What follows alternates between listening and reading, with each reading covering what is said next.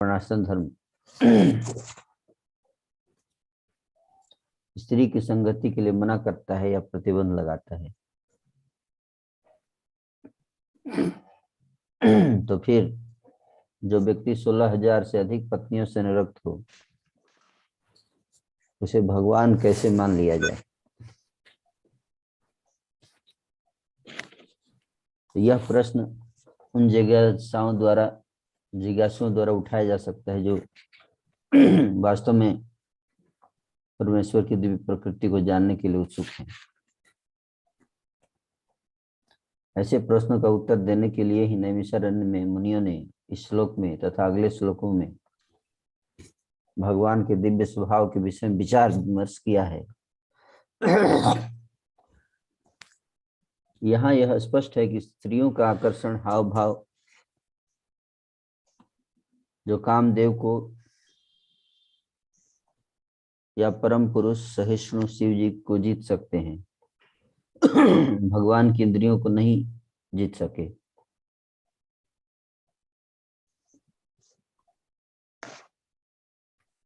कामदेव का एकमात्र कार्य है हमारी संसारी काम वासना को उद्दीपित करना। सारा ब्रह्मांड कामदेव के बाण से विचलित होकर इधर उधर विचरण कर रहा है। विश्व के सारे कार्यकलाप स्त्री तथा पुरुष के आकर्षण के कारण गतिशील हैं। पुरुष अपनी रुचि की सहचरी खोजता रहता है और स्त्री उपयुक्त पुरुष की तलाश में रहती है। बौद्धिक उद्दीपन की यही शैली है। जय ही पुरुष का संयोग स्त्री से हो जाता है, त्यों ही यौन संबंध के द्वारा जीव दृढ़ भौतिक बंधन में बंध जाता है। परिणाम यह होता है कि घर, मातृभूमि, संतान, समाज तथा मैत्री एवं संपत्ति संग्रह के प्रति नर नारी का आकर्षण उसके संभ्रांत कार्य क्षेत्र बन जाते हैं और इस तरह नाशवान शरीर के प्रति मिथ्या किंतु अनथक आकर्षण प्रकट होता है।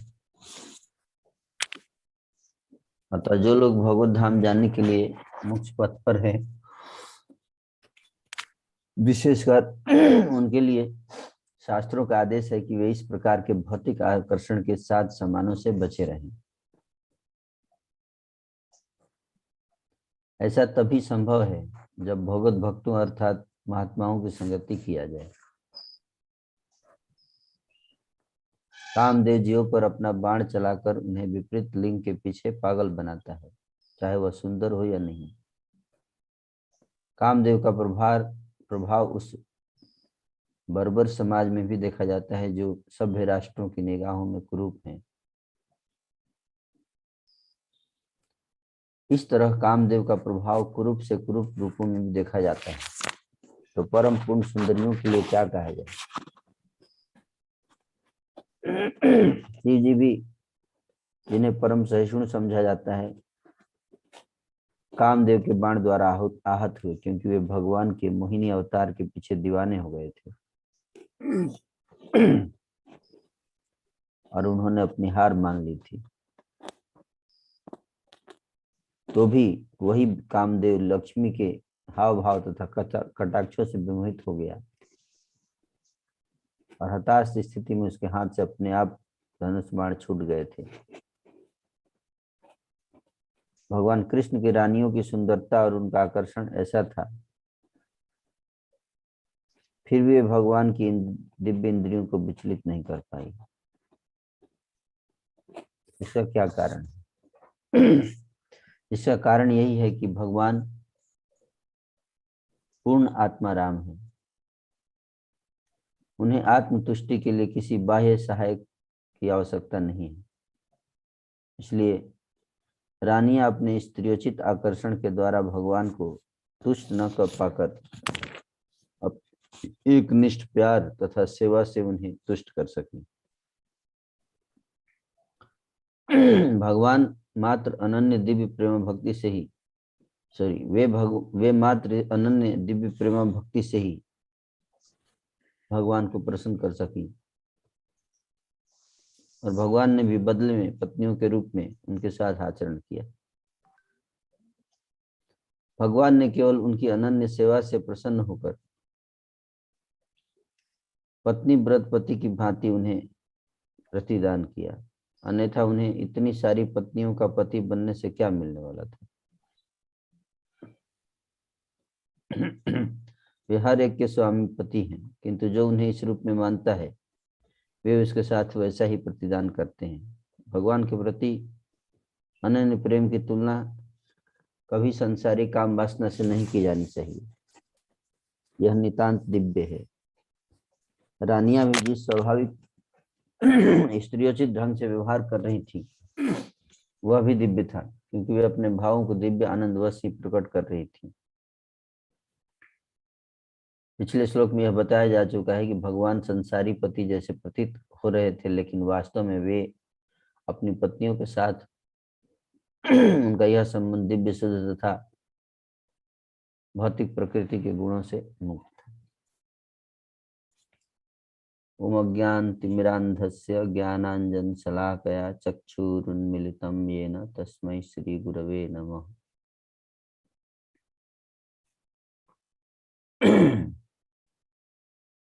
नमः ओम विष्णुपदाय कृष्णप्रेष्ठाय भूतले श्रीमते भक्तिवेदांत स्वामिनिति नामिने नमस्ते सरस्वती देवे गौरवाणी प्रचारिणे निर्विशेष शून्यादि पाश्चात्य वाञ्छाकल्पतरुभ्यश्च कृपा सिन्धुभ्य एव च पतितानां पावनेभ्यो वैष्णवेभ्यो नमो नमः।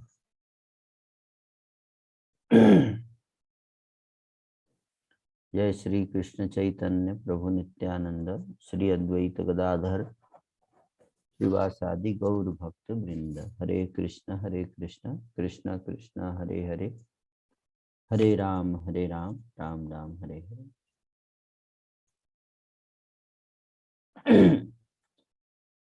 तो ये बहुत ही महत्वपूर्ण श्लोक है।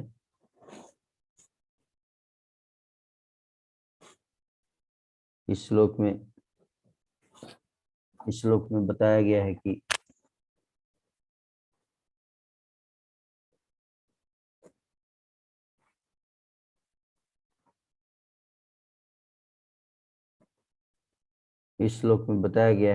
एक बहुत ही महत्वपूर्ण प्रश्न के उत्तर। आजकल भी समाज में लोग सोचते हैं कि जिस तरह से एक साधारण मनुष्य जो है वो एक पुरुष एक स्त्री के प्रति आकर्षित होता है, लोग सोचते हैं कि भगवान श्री कृष्ण भी ऐसे ही थे। इसके कारण लोग भगवान को समझ नहीं पाते हैं।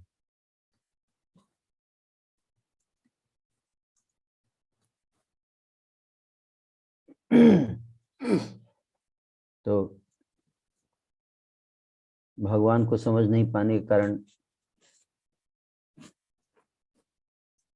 उस भगवान के चरित्र के ऊपर भी इसी प्रकार का प्रत्यारोपण करते हैं, है ना। और एक मूवी भी आ रही है जिसका नाम है राधा श्याम।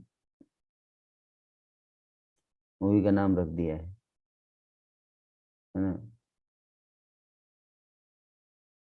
और उस मूवी को कनेक्ट करेंगे साधारण स्त्री और पुरुष के बीच जो काम भावना होती है उससे भगवान के लीलाओं के प्रकट करेंगे, है ना।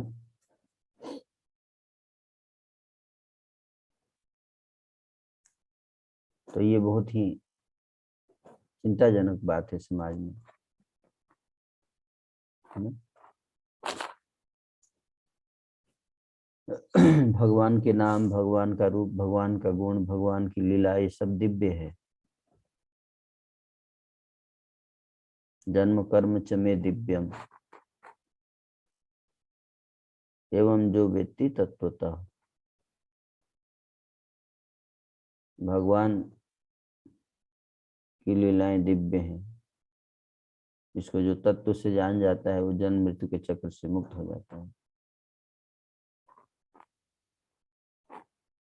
लेकिन काम भावना के प्रभाव में आकर अगर कोई व्यक्ति अपने मनुष्य जन्म का दुरुपयोग करता है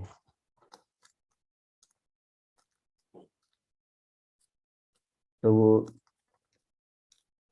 जन्म मृत्यु के चक्र से मुक्त तो होगा नहीं, लेकिन यमराज के दूत उसको जरूर पीटेंगे।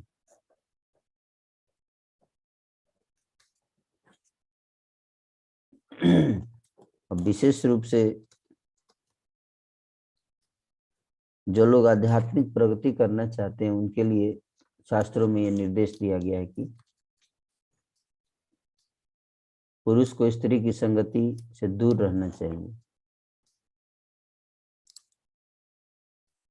और स्त्री को पुरुष की संगति से दूर रहना चाहिए। जो गृहस्थ जीवन में है उनको पति पत्नी के अतिरिक्त किसी दूसरे पराई स्त्री से पुरुष को ज्यादा घनिष्ठता नहीं विकसित करनी चाहिए और स्त्री को भी पति के अतिरिक्त किसी पराये पुरुष से ज्यादा घनिष्ठता विकसित नहीं करनी चाहिए, क्योंकि इंद्रियां जो हैं वो काम भावना का जो ये एक एडिक्शन की तरह है, इसको लत कहते हैं।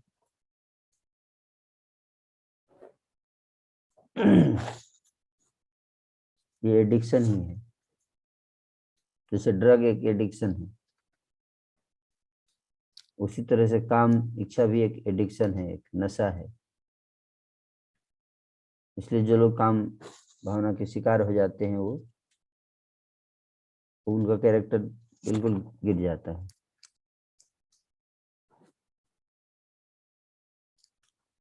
तो यहाँ पर प्रभुपाद जी बता रहे हैं कि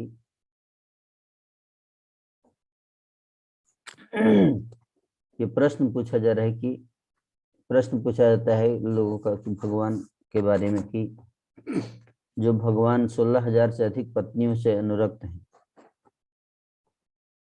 तो उनको भगवान कैसे मान लिया जाए।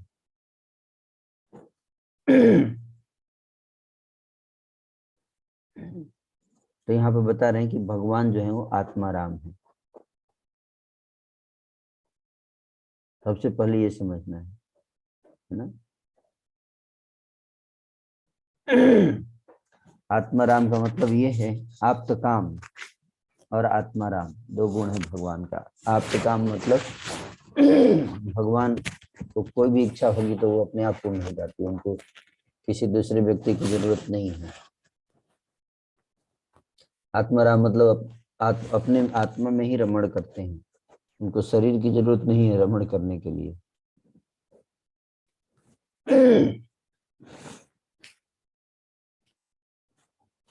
तो भगवान जो है आत्माराम है और आत्मतुष्टि के लिए किसी बाहरी सहायता की उनका आवश्यकता नहीं है।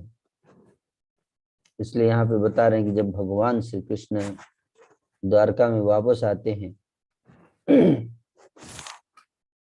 तो उनकी जो 16,000 पत्नियां हैं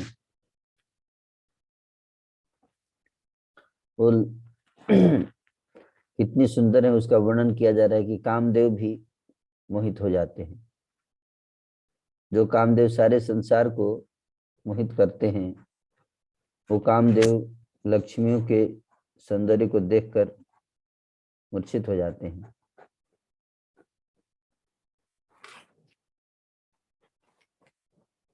और उन लक्ष्मियां वो और ये जो 16,000 पत्नियां हैं भगवान कृष्ण की, ये सब लक्ष्मी हैं। लक्ष्मी जैसा सौंदर्य है सबका और उनको उनकी तरफ भगवान का कोई आकर्षण नहीं रहता है। वो अपने स्त्रियोचित आचरण से भगवान को आकर्षित नहीं कर पाती हैं। भगवान को ये सोचे कि मैं बहुत सुंदर हूं और भगवान को आकर्षित कर लूंगी, है ना, तो ये पागलपन है ना। अपने शारीरिक सौंदर्य से कोई भगवान को आकर्षित नहीं कर सकता है।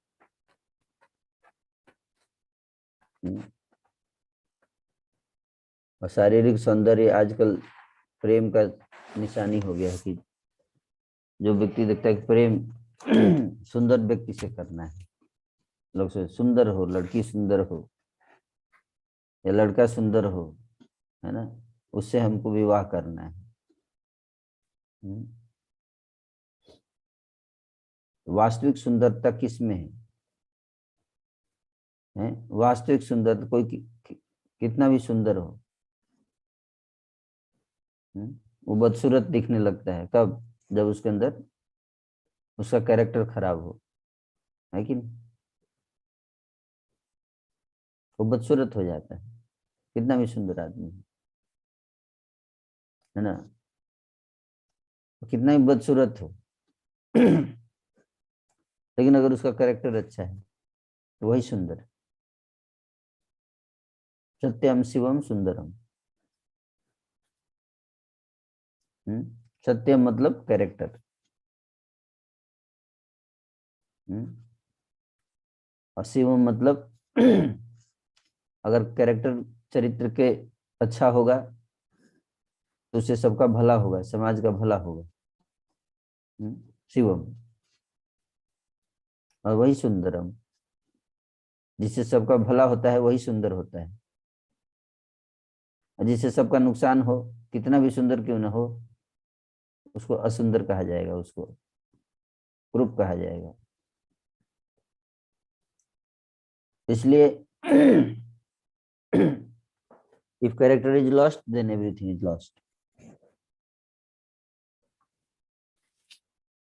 इसलिए हमें बहुत सावधान रहना चाहिए, ये डिवोटी भी हमें बहुत सावधान रहना चाहिए। प्रभुपाद जी यहाँ बता रहे हैं कि अगर हम आध्यात्मिक जीवन में प्रगति करना चाहते हैं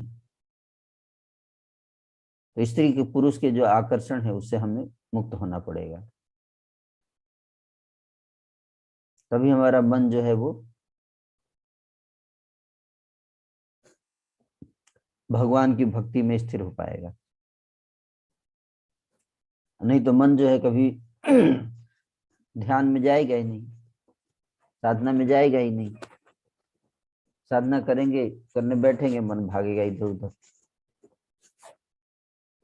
और जब तक साधना ध्यान लगेगा नहीं भगवान के नाम रूप गुण लीलाओं पे, तब तक हमको सिद्धि प्राप्त नहीं होगी।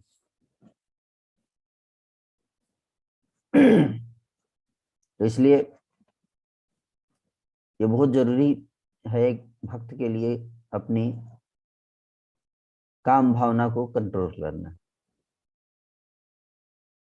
यही संस्पर्शजान भोगान दुख जो ने ये उत आद्यंतवंत तु कौनते अनते सुरमते बुधा, कि जो बुद्धिमान लोग होते हैं वो काम इच्छा से प्रभावित नहीं होते, उसमें रमण नहीं करते, उसमें आनंद नहीं लेते। क्यों? क्योंकि वो जानते हैं कि इंद्रिय तृप्ति जो है वो दुख का कारण है। कई बार भक्त आते हैं, बोलते हैं प्रभु जी कुछ ऐसा मंत्र बताइए जिससे हम सारे दुखों से मुक्त हो जाएं, है ना। सारे दुखों से मुक्त होना है तो काम भावना से मुक्त होना पड़ेगा।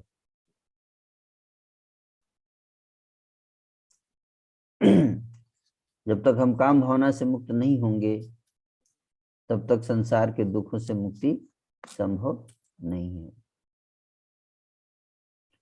कोई ये सोचे कि नहीं हम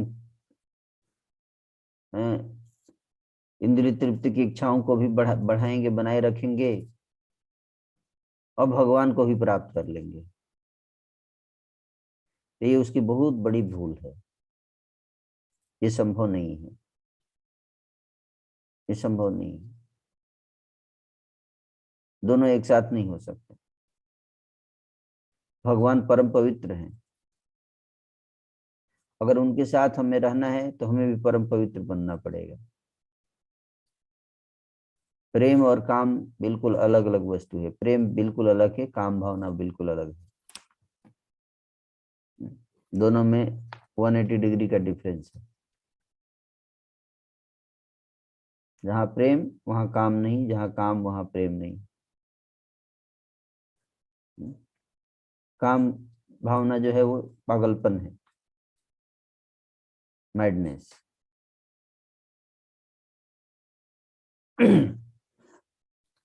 काम भावना में कोई प्रेम नहीं होता, उसमें केवल अपने इंद्रियों को तृप्त करने का एकमात्र भाव होता है, एक भूख के समान है। जो प्रेम में ऐसा नहीं है। आपको भूख लगी लगी है तो आप कहीं भी खाना खा लो, है कि नहीं, मिट जाता है कि नहीं। घर पे नहीं है तो होटल में खा लो, पैसे दे के खा लो, भूख मिट जाएगी, है कि नहीं। आजकल लोग घर पे नहीं खाना बनता है तो होटल में जाके खा लेते हैं, है ना। उस तरह से काम भावना भी, है ना। विवाह नहीं हुआ है तो गलत अवैध तरीके से संबंध बनाकर काम भावना की तृप्ति करते हैं,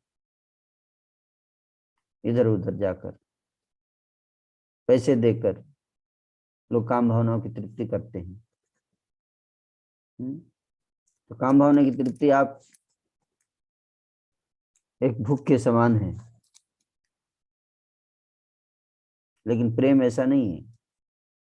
प्रेम हम जिस व्यक्ति से होता है उसको रिप्लेस नहीं किया जा सकता। यानी कहीं भी जाके पैसा देके प्रेम प्राप्त कर लीजिए, ये नहीं हो सकता। काम भावना शारीरिक शरीर की डिमांड है, लेकिन प्रेम जो है वो आत्मा का लक्षण है। तो इसलिए दोनों को एक साथ नहीं देखना चाहिए। तो यहाँ पे भगवान को इसलिए बताया गया है कि भगवान जो है वो 16,108 रानियों से विवाह किए, इसलिए नहीं कि वो लोग बहुत सुंदर थी वो, लेकिन भगवान का आकर्षित हुए उनसे, उनकी सुंदरता को नहीं देखो बल्कि उनकी भक्ति से आकर्षित हुए थे।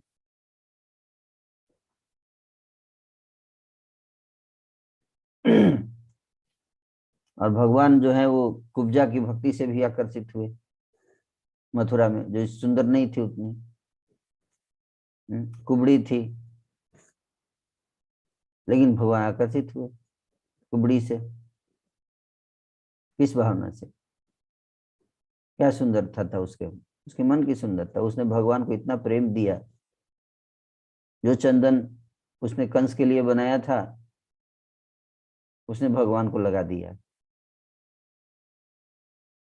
भगवान की भक्ति में आकर्षित हो गए। उनकी सेवा, भगवान की सेवा, भगवान की भक्ति, अपने एक निष्ठ प्यार और सेवा के भावना से उन्हें तुष्ट कर सके। तो वास्तविक प्रेम मतलब सेवा। सेवा में अगर आनंद आ रहा है इसका मतलब वास्तविक प्रेम है। बिना किसी स्वार्थ के अगर सेवा कर रहा है व्यक्ति, कुछ नहीं मिल रहा है रिटर्न में, और फिर भी सेवा कर रहा है, और ऐसा करने में उसे आनंद आ रहा है, इसका मतलब क्या है? ये प्रेम का निशानी है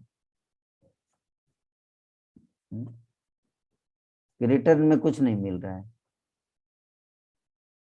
जिसकी सेवा करते हैं उस व्यक्ति की प्रसन्नता ही पारितोषिक है। भगवान की हम सेवा करते हैं, भक्ति करते हैं, उनको प्रसन्न करने का प्रयास करते हैं, उल्टे में कुछ नहीं मांगते, कुछ नहीं मांगते। ये भी नहीं मांगना है कि हे प्रभु दर्शन दीजिए, नहीं। उनकी इच्छा पर है। बस एक ही चीज मांगना है भगवान से कि प्रभु हमें अपनी सेवा में लगाए रखिए, हमें अपनी भक्ति देते रहिए, आपको हम कभी भूले नहीं, किसी भी परिस्थिति में जहां भी रहें आपकी सेवा में लगे रहें, और कोई इच्छा नहीं है। अगर आपको दर्शन देना है तो दीजिए, नहीं देना है तो मत दीजिए, आपकी जिसमें खुशी है हम भी उसी में खुश हैं, बस अपनी सेवा देते रहिए। एकमात्र ये अभिलाषा होता है एक भक्त का, है ना। तो इसको कहते हैं भक्ति। अन्य अभिलाषिता शून्यम ज्ञान कर्माद्यनावृतम अनुकूल्येन कृष्ण अनुशीलनम भक्तिरुत्तम। उनकी प्रसन्नता को लक्ष्य करके जो कार्य किया जाता है वही भक्ति है, और भगवान उसी से प्रसन्न होते हैं, भौतिक रूप से नहीं। आध्यात्मिक सौंदर्य, आध्यात्मिक सौंदर्य क्या है? हमारा मन कितना पवित्र है। काम, क्रोध, लोभ, ईर्ष्या, द्वेष, अहंकार, इन सब दुर्गुणों से हमारा चित्त कितना पवित्र हो गया है, ये भगवान को आकर्षित करता है। हमारे हृदय में कितनी दया है दुखियों के प्रति, ये भगवान को बहुत प्रसन्न आकर्षित करता है।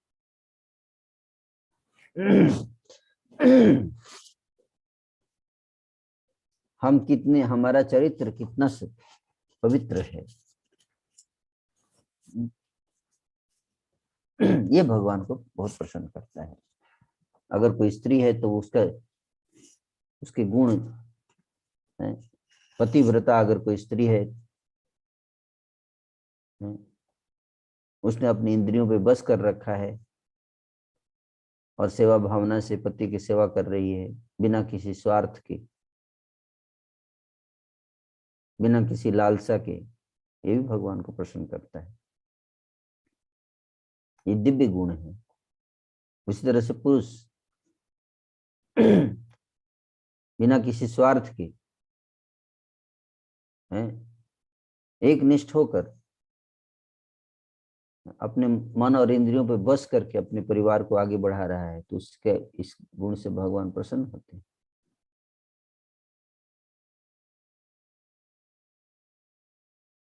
जो व्यक्ति पारिवारिक जीवन में रहते हुए, जो व्यक्ति अपनी पत्नी के प्रति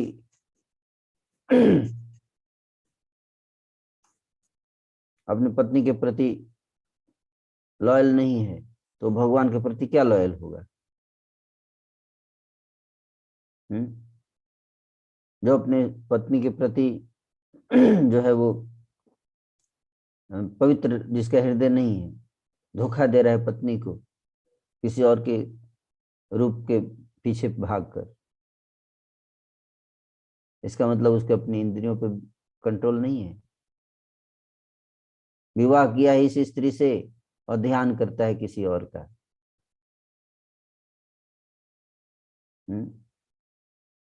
तो वो तो है ना, कभी भगवान को प्रसन्न नहीं कर सकता। उसी तरह से स्त्री भी अगर विवाह उसने किया है किसी से और ध्यान किसी और का कर रही है और सोच रही है कौन देख रहा है इसको, कौन देख रहा है? 24 घंटे भगवान देख रहे हैं,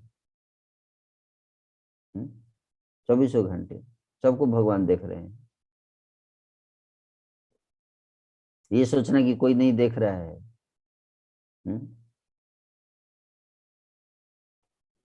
इसका मतलब आप भगवान को देख नहीं पा रहे हैं, ठीक है नहीं? तो इसलिए भगवान सबको वाच कर रहे हैं, है ना। भौतिक संबंधों में भी बहुत पवित्रता होनी चाहिए, है ना, चेस्टिटी होनी चाहिए। ये फर्स्ट स्टेप है भगवान की तरफ जाने का, है ना। इस बात को समझिए। पहला भगवान की तरफ कदम, पहला कदम क्या है कि भौतिक जीवन में जो जो हमारे धर्म है उसको अच्छे से निभाना। अगर पत्नी है तो पतिव्रता धर्म का पालन करे, तो वो भगवान के नजदीक जाएगी, भगवान के क्लोज रहेगी, है ना। क्योंकि पतिव्रता धर्म का पालन करने के लिए इंद्रियों पे बस होना चाहिए।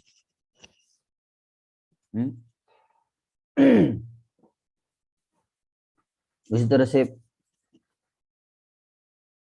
पहला स्टेप है पुरुष के लिए क्या, तो अपनी पत्नी के प्रति ईमानदार रहे। उसने वचन लिया है कि नहीं। पति पत्नी वचन लेते हैं विवाह के समय, 7 वचन, अग्नि को साक्षी बनाकर, है ना। वो 7 वचन को तोड़ देते हैं, है ना। तो बाद में यमराज के दूत उनका माथा तोड़ेंगे ले जाकर नरक में। तो जो व्यक्ति अपने पारिवारिक संबंधों में ईमानदार नहीं है, वो भगवान के साथ क्या ईमानदार होगा, है कि नहीं। तो फर्स्ट स्टेप ये है कि पति पत्नी एक दूसरे के प्रति क्या रहे, बहुत ईमानदार रहें, धोखा ना दें एक दूसरे को, चीटिंग ना करें, इंद्रियों पे इतना नियंत्रण करना चाहिए।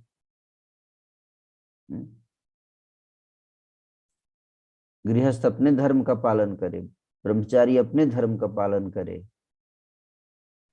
वानप्रस्थ अपने धर्म का पालन करे, सन्यासी अपने धर्म का पालन करे, हैं? अगर आप संतान हैं तो आप अपने माता पिता के प्रति जो आपका कर्तव्य है उसका पालन कर रहे हैं कि नहीं कर रहे हैं। नौकरी लगने से पहले माता पिता पे निर्भर थे, आप संतान थे। माता पिता ने, माँ ने इतने परिश्रम किया, पिता ने इतना परिश्रम करके पैसा कमा के आपको पढ़ाया लिखाया, बुढ़ापे में आपने उनको फेंक दिया, पत्नी के साथ भाग चले गए, माता पिता को छोड़ दिए। तो आप क्या निकले, अवसरवादी माना जाएगा इसको, स्वार्थी, कृतघ्न, कृतघ्न कहलाए जाएंगे हम। जिस माता पिता ने हमको इतना परिश्रम करके बड़ा किया, हमने उनको त्याग दिया।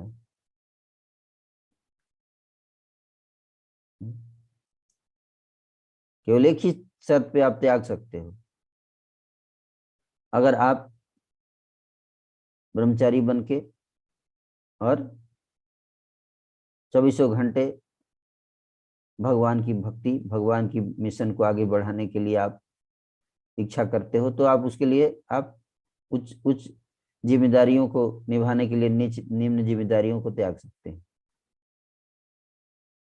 लेकिन अगर कोई इसलिए त्याग रहा है संसारिक जीवन को कि मंदिर में बैठकर आराम से रोटी खाएंगे, बढ़िया बिजनेस है, कोई काम नहीं करना है, आराम से खाना पीना सोना है, इसके लिए कोई संसार को छोड़ के मंदिर में आता है,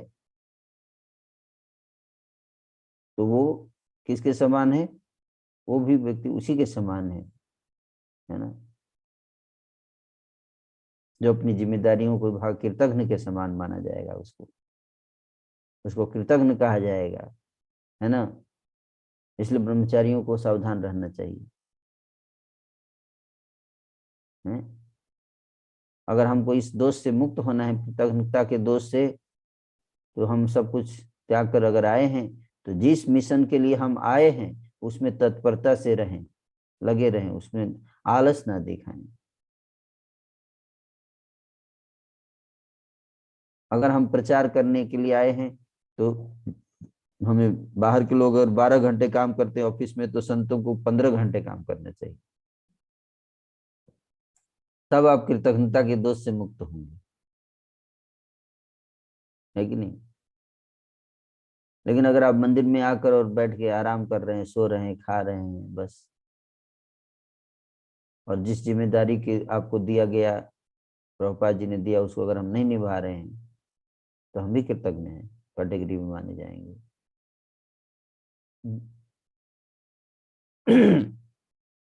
इसलिए प्रचार बहुत जरूरी है। प्रचार को बढ़ाना, गीता वितरित करने के लिए जाना चाहिए, भगवत गीता डिस्ट्रीब्यूट कीजिए समाज में जाकर, अज्ञानी लोगों को ज्ञान बांटिए। कोई भी व्यक्ति कर्तव्यों से मुक्त नहीं है। सबको, हमको भगवान ने बनाई है सेवा करने के लिए, चाहे हम घर में रहें चाहे मंदिर में रहें, अपनी जिम्मेदारियों से कभी आलस नहीं दिखाना चाहिए। तो सेवा का भाव जो है, सेवा का भाव, उसी से हम भगवान को आकर्षित करते हैं। इसलिए आप सब भक्तों को, अगर सेवा भावना अच्छी रहेगी, इंद्रिय तृप्ति की इच्छाओं को बस में करके अगर हम भगवान की प्रेममयी सेवा में लगते हैं, भक्ति करते हैं, तो वो भक्ति भगवान को आकर्षित करती है। इसलिए हम सबको इस श्लोक से ही समझना है कि हम अपना धन, अपना रूप, बाहरी चीजों से भगवान को आकर्षित नहीं कर सकते। केवल एक ही चीज से भगवान को आकर्षित कर सकते हैं, वो है भक्ति भाव, सेवा भाव। हम कितना भगवान की सेवा करते हैं बिना किसी स्वार्थ के, है ना? वही भगवान को आकर्षित करता है। हरे Krishna.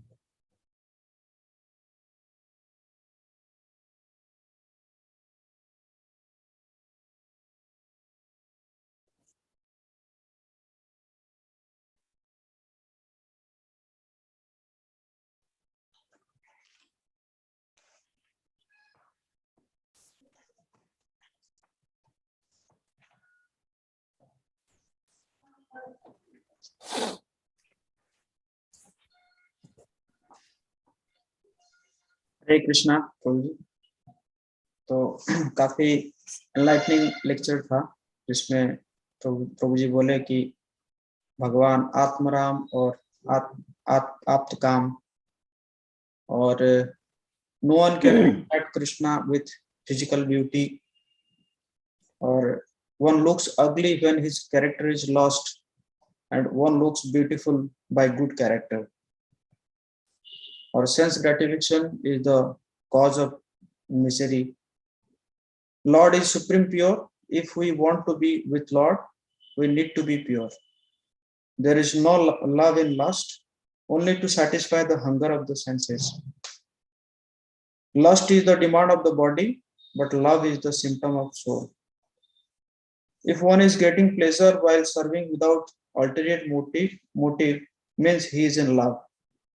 Spiritual beauty is how much we are free from anarthas, how much compassion we have for others. So प्रभु जी जो है सार दिए कि हम कैसे सेंस ग्रेटिफिकेशन से मुक्त होके कैसे भगवान की हम सेवा करें और प्रचार कार्य को बढ़ाए। सो यही मैंने नोट कर पाया। सो किसी का अगर कोई प्रश्न है, मैं अभी आप लोगों को अनम्यूट कर देता हूँ।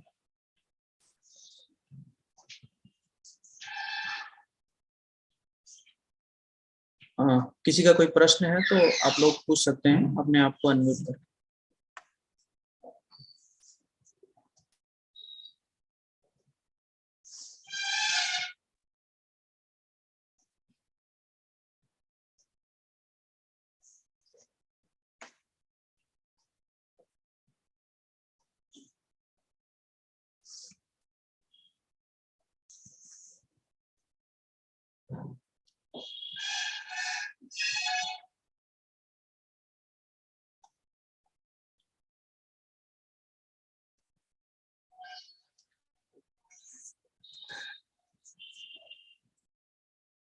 यस श्रद्धा माता जी, अनम्यूट करके पूछ। हरे कृष्णा प्रभु जी। प्रभु जी, दया भाव को मतलब कैसे डिफाइन कर सकते हैं? जैसे बहुत लोग मतलब जैसे ठंड है तो सिर्फ कंबल देना, या बाहर से बहुत लोग करते हैं किसी को एजुकेशन देना है, ये तो इसको भी मतलब अगर हम लोग उनको कुछ कहेंगे कि भगवान से कनेक्शन होना चाहिए, तो फिर वो बोलते हैं कि नहीं, मतलब मेन जो काम है वो मतलब दूसरों का ऐसे करके सेवा करना चाहिए। तो दया भाव मतलब कैसे डिफाइन कर सकते हैं प्रभु जी? दूसरों की सेवा करना अच्छी बात है, करना चाहिए, है ना। जो दुखी हैं उनको कंबल देना अच्छी बात है, देना भी चाहिए, है ना। भोजन देना, लेकिन साथ ही साथ उनको ज्ञान भी देना जरूरी है ना। क्योंकि ज्ञान ही है जो व्यक्ति को वास्तव में एम्पावर करता है। नॉलेज ब्रिंग्स एम्पावरमेंट, है ना। नहीं तो परजीवी हमेशा रहेगा व्यक्ति, हमेशा दूसरों के ऊपर निर्भर रहेगा अगर उसको ज्ञान नहीं दिया गया, है ना। जैसे एक व्यक्ति है, एक बच्चा है, रोड पे भीख मांग रहा है, किसी ने उसको 5 रुपया दे दिया, एक दिन खाएगा फिर खत्म हो जाएगा, फिर अगले दिन से भूखा है कि नहीं। फिर अगले दिन से फिर से भीख मांगेगा। दूसरा व्यक्ति आएगा, उसको बोलेगा तुम मेरे यहाँ आ जाओ, मेरे ऑफिस में 12 घंटे काम करना, तुमको हर महीने 20,000 देंगे। लेकिन 20,000 तब देंगे जब तुम मेहनत करोगे और 2 लाख का इनकम कराओगे, तो 20,000 दूंगा नौकरी।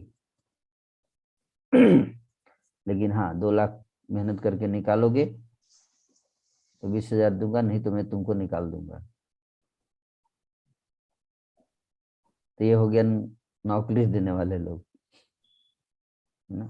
वो नौकरी तो देते हैं, लेकिन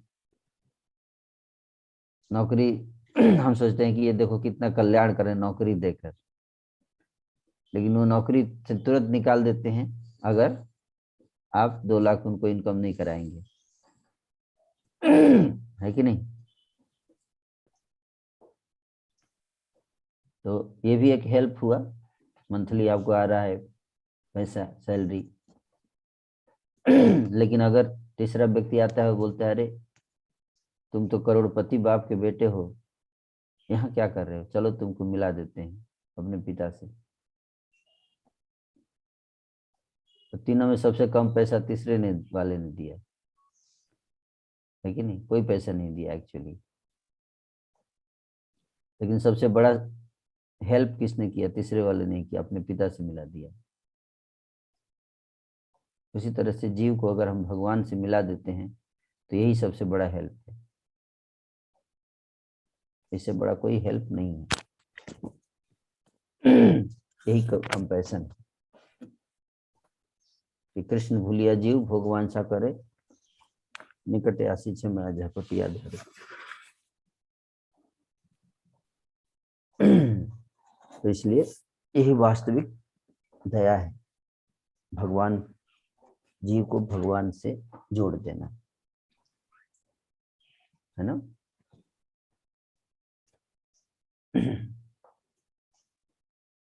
ओके, थैंक यू प्रभु। और प्रभु जी, कैरेक्टरिस्टिक्स ऑफ गुड कैरेक्टर क्या हो सकता है? वही बताया कि काम, क्रोध, लोभ ये सब से मुक्त होना, अपने इंद्रियों पे बस कर रखना, झूठ सत्य का मार्ग पर चलना, अन्याय नहीं करना किसी के साथ, ना, अपने स्वार्थ, निस्वार्थ भावना, है ना, ये सब गुण है ना। पर दुखे दुखी, दूसरों को दुख को देखकर जो दुखी होता है, दूसरे के सुख को देखकर जो सुख दुखी होता है, कुछ लोग दूसरे का सुख देखकर दुखी हो जाते हैं, ये इतना सुखी कैसे हो गया, है ना। और कुछ लोग होते हैं जो दूसरे के दुख के देखकर सुखी हो जाते हैं। मजा आ रहा है, बहुत अच्छा हुआ इसके साथ, दुख मर गया, बहुत बढ़िया। दूसरों का दुख देखकर बड़ा आनंद आता है उनको। ऐसे भी लोग है ना। लेकिन भगवान के भक्त क्या होते, दूसरे के दुख को देखकर दुखी होते हैं। वैष्णव जन तो तेने कहिए फिर पराई जाने जी, है ना। अपनों के दुख में जो दुखी होता है वो तो कुत्ता भी होता है दुखी, है कि नहीं। तो दूसरों के दुख में दुखी हो जाए वही वास्तव में मनुष्य है, अन्यथा बाकी सब कुत्ते हैं, है कि नहीं। अपने लोगों के दुख में दुखी होना ये बहुत बड़ा चीज नहीं है। तो पशु पक्षी, लेकिन आजकल लोग इतने भी गिर गए हैं कि अपनों के दुख में भी दुखी नहीं होते। कुत्ते बिल्ली के लेवल से भी नीचे गिर चुके हैं मनुष्य आज के समय। अगर आज के मनुष्य की तुलना अगर कुत्ता से किया जाए तो कुत्ता जो है आगे निकल जाएगा, है ना। हम कभी नहीं देखते कोई कुत्ता जो है वो, जो मालिक उसको खाना रोटी खिला रहा है उसी पे भोगता है, कभी हमने नहीं देखा है। कुत्ता वफादार होता है, लेकिन मनुष्य नहीं है। मनुष्य वफादार नहीं रह गया ना, जो उसके ऊपर उसका उसके प्रति कुछ अच्छा करता है उसी के ऊपर भोगता है ना? तो हम देखते हैं कि जानवरों की क्वालिटी अच्छी है मनुष्य से, है कि नहीं। आपने कभी नहीं देखा होगा कि कुत्तों ने मिलके किसी कुतिया का रेप कर दिया और उसको मर्डर कर दिया, नहीं। हाँ, उनके अंदर काम भावना होती है, लेकिन मनुष्य तो इतने गिर गए हैं ना कि उनके कोई तुलना ही नहीं है। मतलब कुत्ते जो है वो मनुष्य को तो कर हंसते हैं कि झूठ मूठ का मनुष्य बन गया ये। तो केवल मनुष्य शरीर प्राप्त करने से व्यक्ति मनुष्य नहीं बनता। मनुष्य के शरीर में शैतान, ये सारा संसार देखिए आप, कितने समस्याएं हैं संसार में। क्यों? क्योंकि मनुष्य शैतान बनता जा रहा है।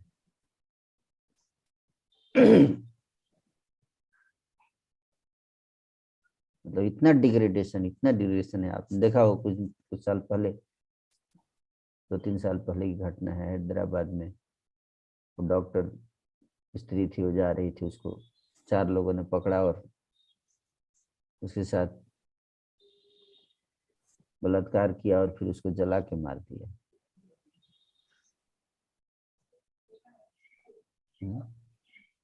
ऐसी घटनाएं रेगुलर होती रहती हैं। मानव समाज में ये सब बहुत कॉमन हो गया है आज। क्या कारण है? क्या उसके दुख को देखकर दया नहीं आई हृदय में? नहीं आती है। लोगों का हृदय पत्थर का हो चुका है। उल्टे दूसरों के दुख में ही उनको आनंद आता है। ऐसे लोग हैं। दानव दानव भी, उनका भी एक लेवल होता है। अच्छा, उससे भी गए गुजरे लोग।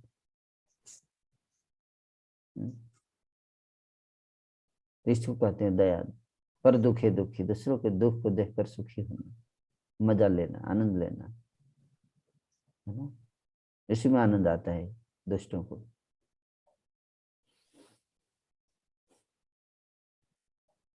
लेकिन वास्तव में मनुष्य वही है जो दूसरों के दुख को देखकर दुखी हो।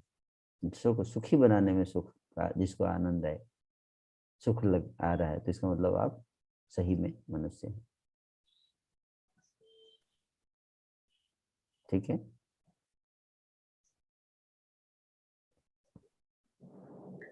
थैंक यू प्रभु।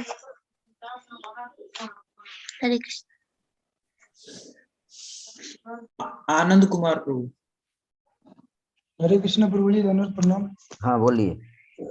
मेरा प्रश्न बुक डिस्ट्रीब्यूशन से है कि बुक डिस्ट्रीब्यूशन में जाते हैं तो बहुत सारे स्टूडेंट मिलते हैं, यूथ मिलते हैं, तो उनको बुक दिखाता हूँ तो बोलते हैं मेरे पास समय नहीं है, और दूसरा बोलते हैं कि ये बुक्स क्या करेंगे लेकर के, मेरे लिए बहुत पढ़ने के लिए बुक्स है, मेरे यूज के लिए नहीं है, या बुढ़ापे हो जाएगा या और समय बीतेगा तो लूंगा। तो उनको कैसे कन्विंस करें कि आपके लिए जरूरी है? तो बोलिए कि बिल्कुल समय नहीं है, मृत्यु कभी भी आ सकती है, इसलिए पढ़ना है। हम भी वही बोल रहे हैं कि आपके पास बिल्कुल समय नहीं है ना। यस। आप, वो बोलता है कि समय नहीं है तो बोलिए हाँ, यही तो हम बोलता है नहीं चाह रहे हैं कि आपके पास बिल्कुल समय नहीं है, मृत्यु कभी भी आ सकती है। इससे पहले कि मृत्यु आए गीता पढ़ लीजिए, समझे बात को। यस। और जैसे कि बुक कोई आता है तो बोलता है कि 50 रुपए में बुक्स देंगे या फ्री में देंगे, तो उनको क्या बोलूं? उनको बोली किताब तो फ्री में ही दे रहे हैं, ज्ञान की कोई कीमत नहीं है, ज्ञान तो दुर्लभ है, गीता का ज्ञान, लेकिन इसकी प्रिंटिंग और छपाई ये सब की कीमत तो देना चाहिए ना।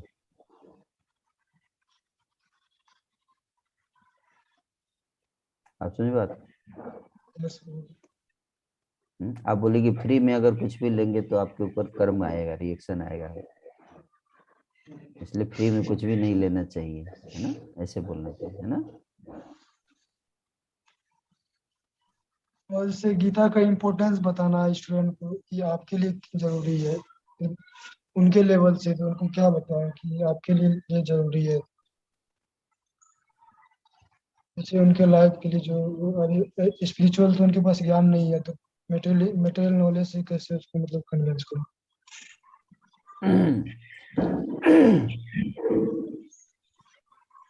आपको जगदीश श्याम प्रभु बताएंगे आपको। आप जगदीश श्याम प्रभु से मिलिए और पूछिए, है ना। ओके।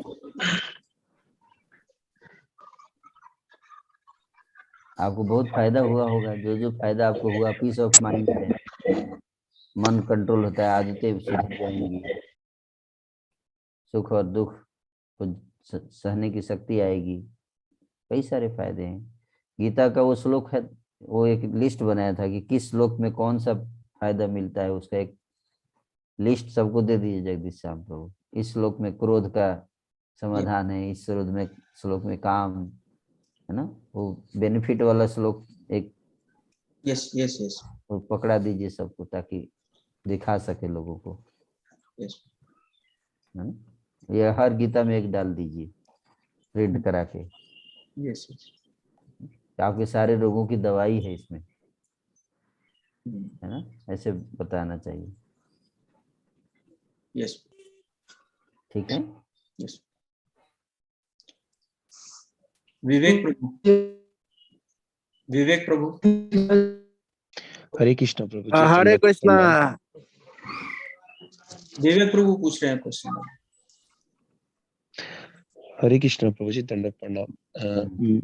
मुझे सिर्फ एक मतलब सवाल कल आया था, वो था मोक्ष, मतलब मोक्ष होता क्या है? एक शॉर्ट ब्रीफ में कुछ मतलब ज्ञान दे सकते हैं, जो प्रकाश डाल सकते हैं।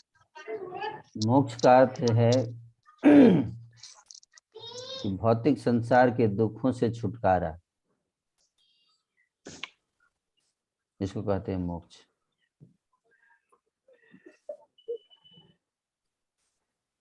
ओके, थैंक यू प्रभु जी। सरदमन प्रभु। हरे कृष्णा प्रभु जी, धन्यवाद प्रणाम। प्रभु जी, हरे कृष्णा जी, गृहस्थ में मतलब और हम अभी हैं तो और प्रचार करना चाहते हैं, लेकिन अभी वो बैलेंस नहीं बन रहा है कि कितना प्रचार करें तो इधर जो भौतिक लाइफ है उसको भी बैलेंस रखें और प्रचार में भी हम और आगे बढ़ते जाएं। तो हम्म, इधर अगर करते हैं तो थोड़ा उधर मतलब प्रॉब्लम में लगता है। तो कितना बेसिक नीड रखना चाहिए व्यक्ति को अपने इतिहास में, ताकि हम प्रचार में और ज्यादा कर पाए। आप कितने घंटे आप काम करते हो? जॉब कितने घंटे का है आपका? वो करीब 6-7 घंटे का। तो 7 घंटे का जॉब है तो निकाल दीजिए 7 घंटे 24 घंटे से, तो कितना बच गया? बच तो जाएगा प्रभु जी, 12-13 घंटे बच जाएगा। नहीं, 24 में 7 घटाएंगे तो बात 13 नहीं होता है, कितना होता है? 24 माइनस 7 कितना होता है?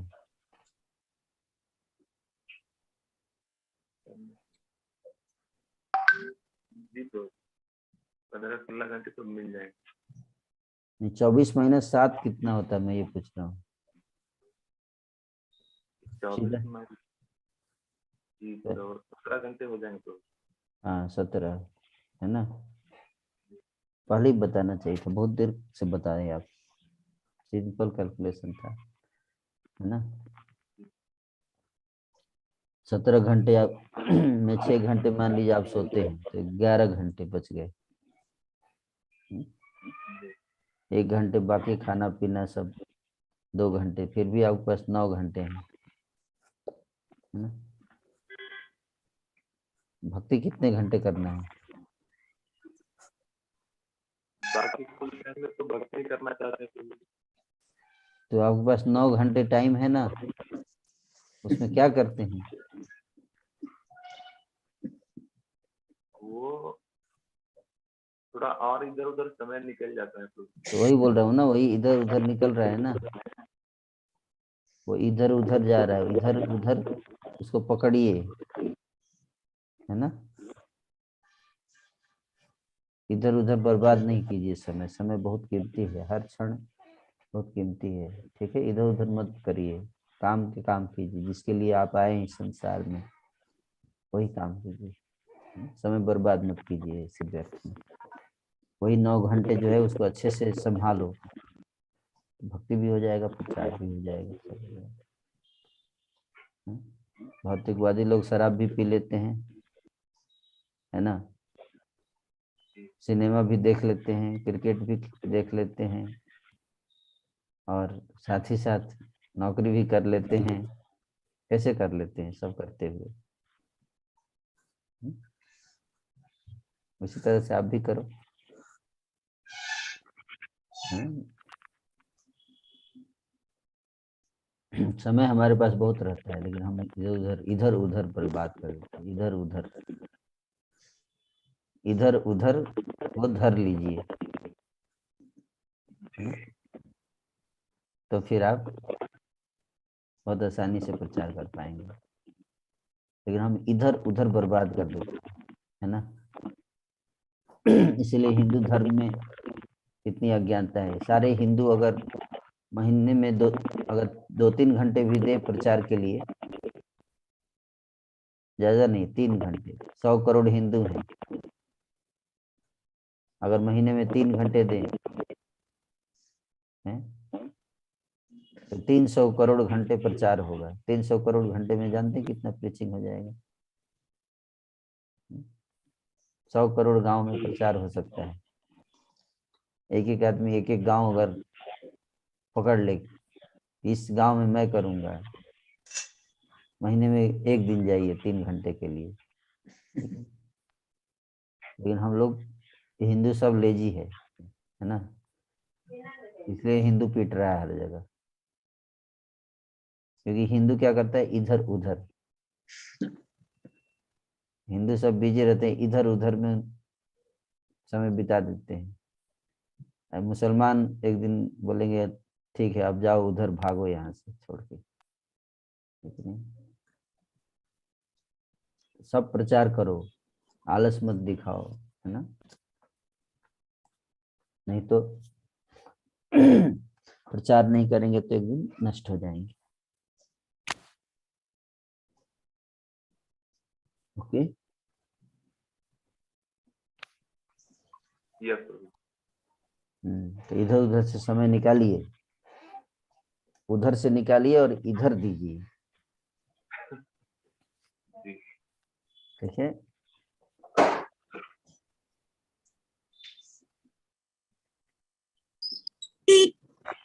यस।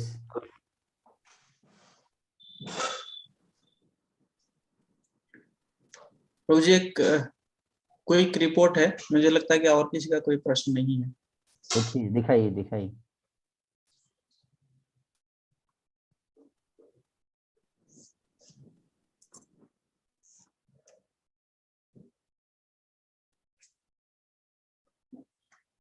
ये भागवत कथा हुई थी राम प्रभु जी के द्वारा। 3 दिन की भागवत कथा थी अक्टूबर में, और जो शिक्षाश्रय लिए थे भक्त कम से कम 30-35 शिक्षाश्रय लिए थे। ये औरंगाबाद में भक्त लोग हरिनाम करते हैं। अभी एक मतलब अभी अल्टरनेटिव डे में हरिनाम करते हैं और बुक डिस्ट्रीब्यूशन करते हैं। लगभग 200 से ज्यादा बुक वहाँ पे डिस्ट्रीब्यूशन हो चुका है।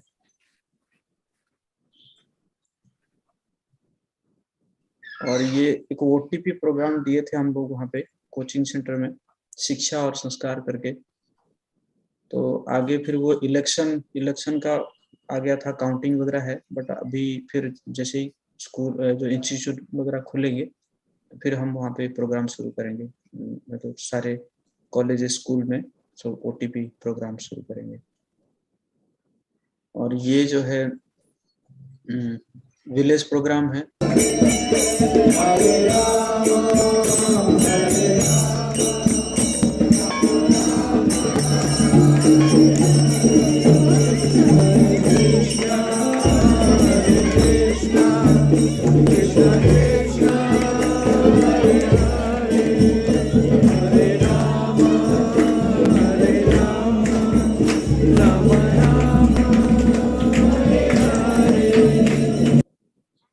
ये जो है बोधगया में हम अभी मोचारिन और धनावा ऐसे 2 गांव में अभी रेगुलर प्रोग्राम कर रहे हैं, वीकली प्रोग्राम। और इस साइड को मानपुर में भी एक प्रोग्राम वीकली प्रोग्राम हो रहा है। ये जहानाबाद में एक ओटीपी हुआ था अभी, वहाँ पे जो इस मतलब रेगुलर क्लासेस देते हैं वहाँ पे रामानुज कृपा प्रभु रेगुलरली कुछ भक्तों को भगवत गीता पढ़ाते हैं।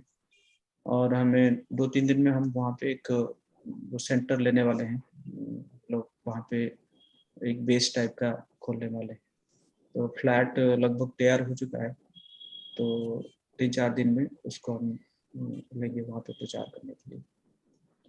तो ये कैंप हुआ था, जो जहानाबाद के भक्त आए थे तो उनको यहाँ पे गया में कैंप किए थे। ये प्रोटेस्ट हुआ था, जो बांग्लादेश वायलेंस अगेंस्ट में प्रोटेस्ट हुआ था। और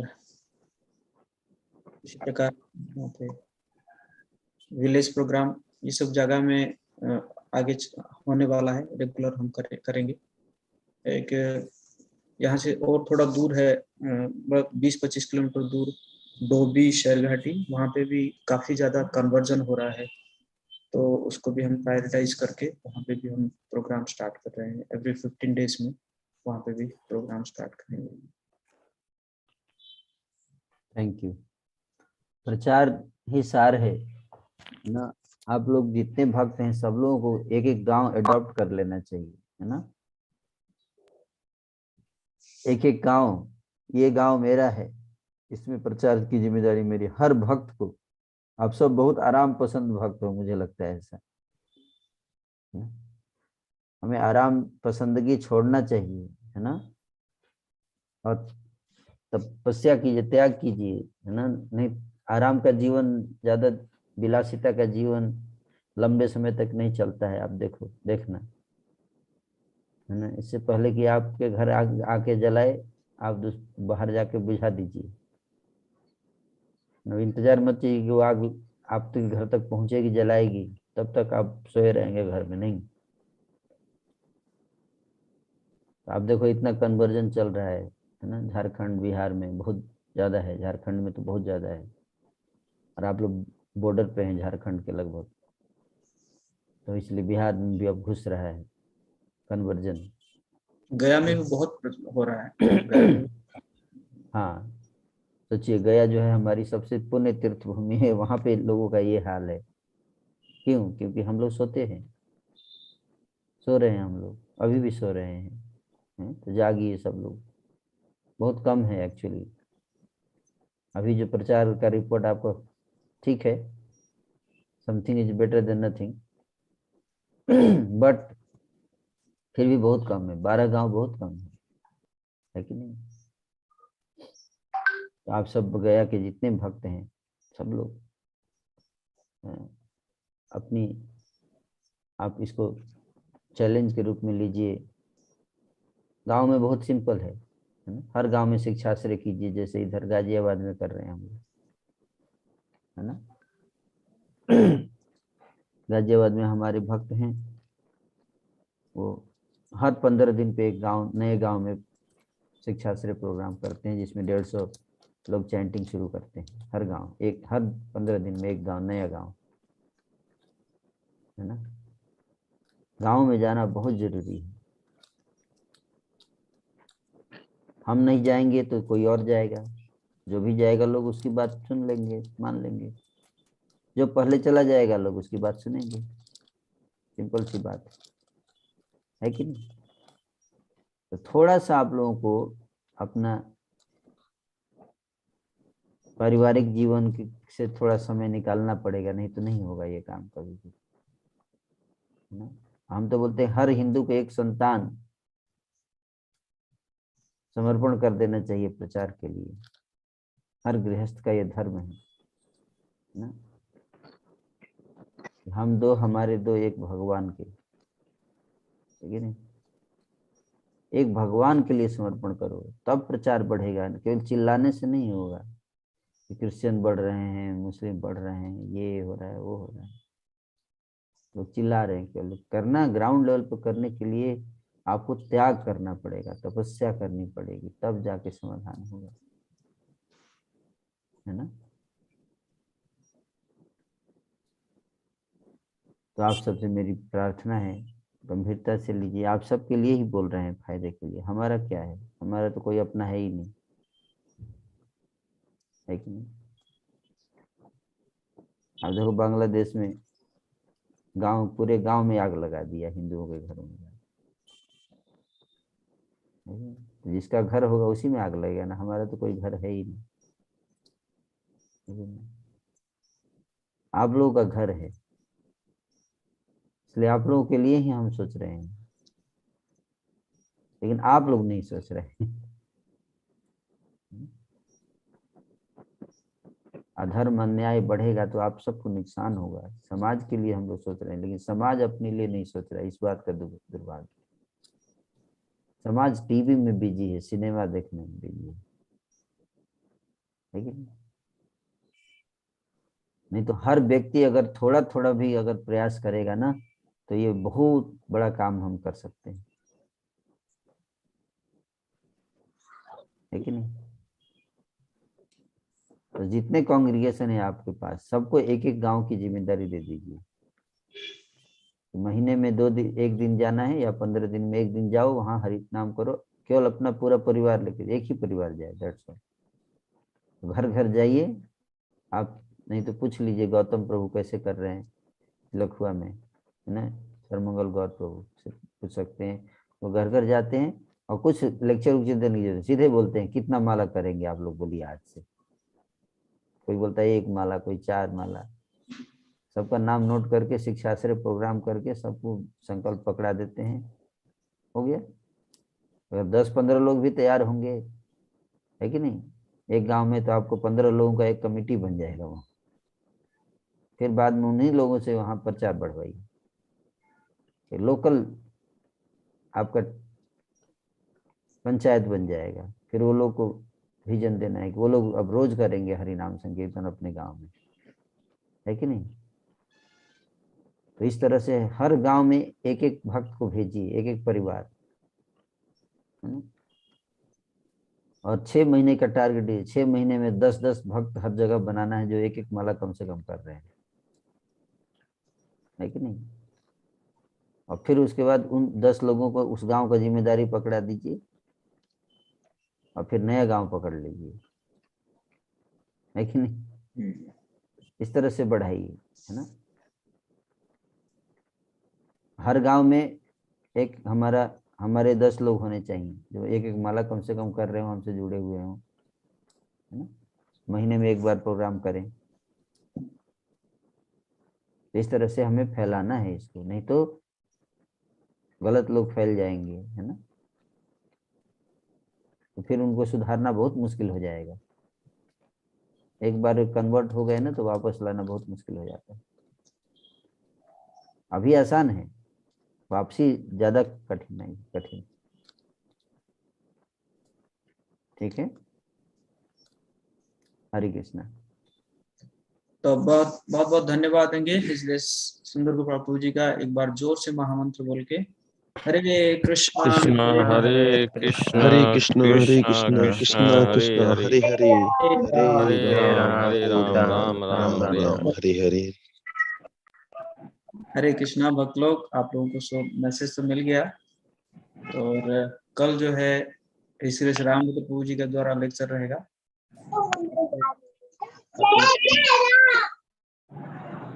हरे कृष्णा। और जो गया के भक्त है सूचना है,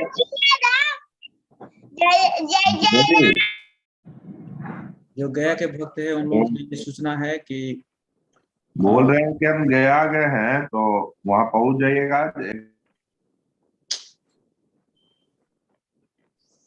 गया के भक्तों के लिए ये सूचना है कि 25 दिसंबर को जो गृहस्थ लोग हैं उन लोगों के लिए प्रोग्राम है आर्ट ऑफ पेरेंटिंग। और बच्चों के लिए जो प्रोग्राम है वो रहेगा painting competition and music chair वगैरह का कार्यक्रम रहेगा। तो आप सब इसमें इसके लिए बस 100 रुपीज फैमिली रजिस्ट्रेशन है। अगर 100 रुपये आप रजिस्टर करते हैं 100 रुपये देके, तो ये दोनों प्रोग्राम आप और आपके बच्चे अटेंड कर पाएंगे। तो जल्द से जल्द आप रजिस्टर करें। आपके पास सिर्फ 2 दिन है, 22, 23, 24, हाँ 3 दिन है, आज कल परसों 3 दिन में आप लोग अपने आप को रजिस्टर करें। गया के भक्तों के लिए है, गया और बोध गया। थैंक